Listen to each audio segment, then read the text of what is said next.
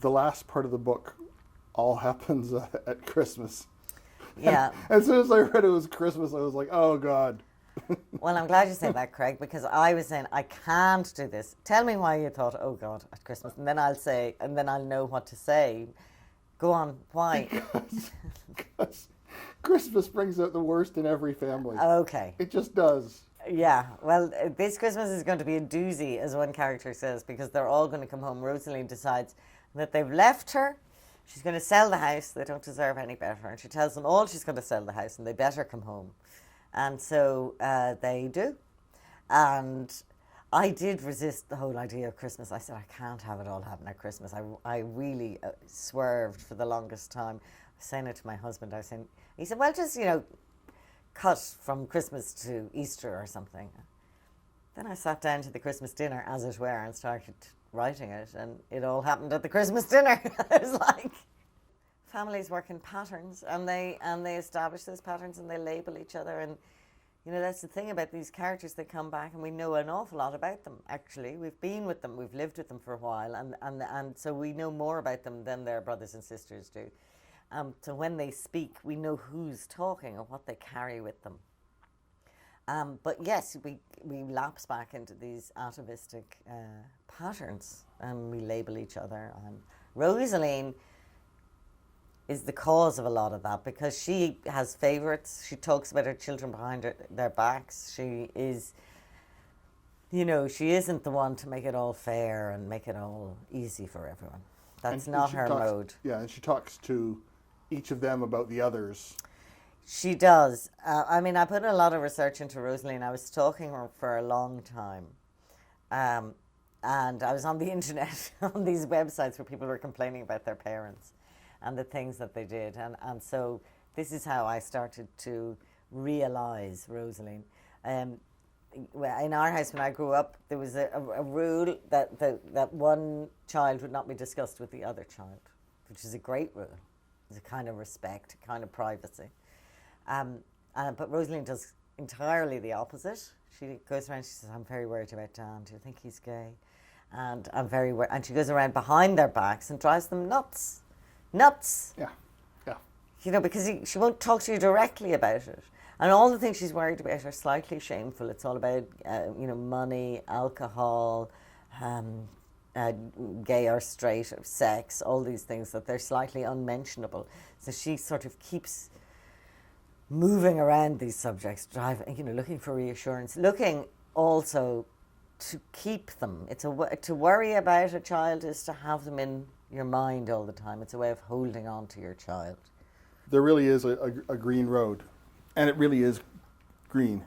The Green Road is a real road on the west coast of County Clare, in the beautiful Burren, which is that limestone, stone walls, stony fields landscape that you know from the tourist posters. And it was with some trepidation that I decided that was fine. I could write about this place too. My father grew up down the coast. I used to go out for walks on this green road, and it's the most beautiful place in the world, and there's no gainsaying it. It just is fantastically beautiful. You look out towards the Aran Islands up to Galway Bay, and it's green because it's unpaved. And there are many green roads in the Burren, but this is known as the Green Road. And Rosaline goes up there after Christmas dinner for her walk. And I was nervous about setting the book exactly there, even though I was writing the book exactly there. I was setting it like 3 fields away from where I was writing it, because we had a little holiday rental there. Because that scenery has been so written about by Yeats and Lady Gregory and Synge, Seamus Heaney, Michael Longley, all these marvellous, wonderful writers have made it more lyrical. In the early days, it was made into this lyrical, lovely, this was when poverty became lovely in Ireland, and the peasant was the noble peasant.